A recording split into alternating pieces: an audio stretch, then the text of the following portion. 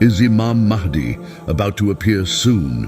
Are we going to live to see the time of Dajjal? Are we living in the end of times? These are frequent questions I'm being asked at this moment, especially with the current situation going on in the world. To understand all of this, you have to first understand that the Prophet, sallallahu alaihi wasallam, gave us minor signs and he gave us major signs. Now major signs, there are 10 of them, starting with the Dajjal and then Isa alayhi salam and then so on. These are 10 major signs. None of the major signs can appear until all the minor signs have appeared. And where is Imam Mahdi in all of this? Imam Mahdi is the bridge between the minor signs and the major signs, meaning that he will be the last of the minor signs, and he will live to see the coming of Dajjal, the first of the major signs. So now if the minor signs haven't all appeared, then we won't see Mahdi. We won't see Dajjal. Remember that. From the minor signs, the scholars have said that most of them have appeared, except for a few. There are a handful of them that haven't appeared. Among them is a hadith in Bukhari and Muslim, where the Prophet sallallahu alaihi wasallam speaks about the river Euphrates, which runs from Turkey, goes through Syria, all the way through Iraq.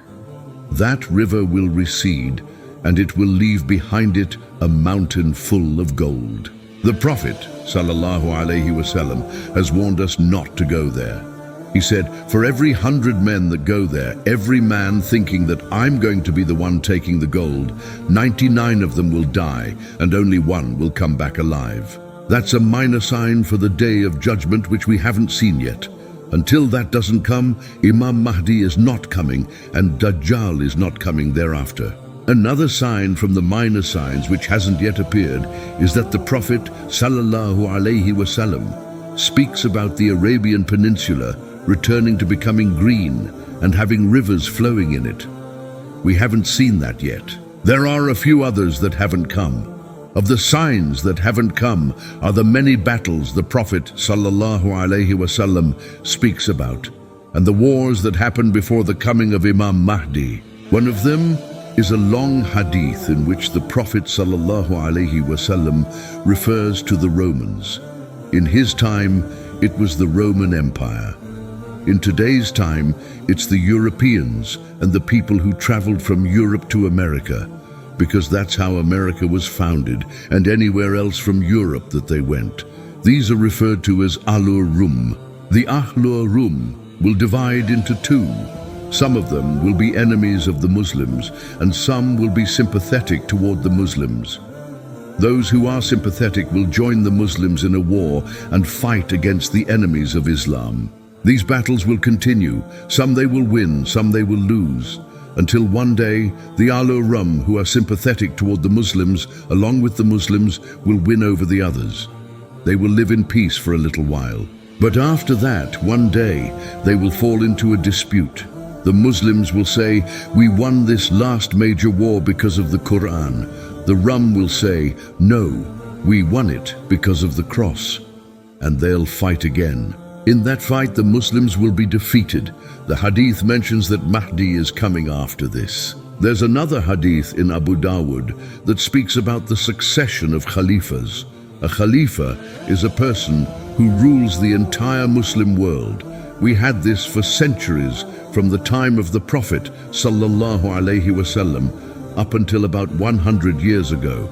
That whole succession will come again. There will be many successive rulers. One last ruler will pass away, and a new ruler will be supposed to be elected. They are in Sham at the moment. The Prophet sallallahu alaihi wasallam speaks about Sham in various hadith. When he says Sham, he doesn't mean just today's Syria. It includes all of Syria, Lebanon, Palestine, parts of Egypt, and parts of Iraq. It's a massive region. These leaders will be sitting together, about to elect the next leader. Each one is a potential candidate. They will have a dispute over who should be the leader. One of these men who could become the leader has enough of it and runs away. He goes to Makkah because he doesn't want to become the leader. The others will look around and say, where's that man gone? They'll say, he's gone to Makkah. So they'll decide, let's make him the leader. They will go all the way to Makkah, Find this man doing tawaf around the Kaaba, and they will force him to become the leader of the Muslims, just like the Muslims once forced Abu Bakr radiallahu anhu to become the leader. Now this man is the Mahdi. How do we know he's the Mahdi? Not because of this occurrence, but because of another occurrence that happens at that very moment. When they came down from Sham, they had left behind an army. That army becomes rebellious and says, "What? They're making this guy the leader of the Muslims. No, we're not accepting this." Right? So they come with a whole army trying to crush these people. When they get to Medina, in a plain piece of land, then the whole land opens beneath their feet, and that whole army is crushed, swallowed inside. When that occurrence happens, we know the man that they gave allegiance to in front of the Kaaba. He is the Mahdi. Now when Imam Mahdi comes out, he's now got to unite the Muslims together. So his first job is to get the Muslims together, okay? So he's now the Khalif of the Muslims. He gets the Muslims together. He comes to Europe for a major war. This is a major war where the Muslims, subhanallah, speak about a third of the Muslims who are shuhada, the best shuhada of the day. They are martyred in that war. A third of them run away from that war, never to be forgiven again. And a third of them are victorious with Imam Mahdi. Now Imam Mahdi has the whole of Europe and the European side and the security of a good ruling. He fills the earth with justice as much as injustice was there before him. He replaces it with justice. In Hadith it says he travels all the way to India. He travels all the way to Persia to bring the Muslims together. Now he's got his rule there.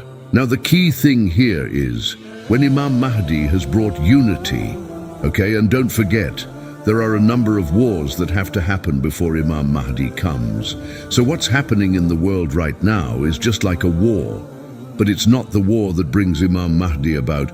There are a number of other wars that have to come back. All the occurrences I've just talked about now, Imam Mahdi, when he comes to power, the Ahadith mention that he's going to frequently go up and down from Jerusalem, back up north again, and back to the European side again.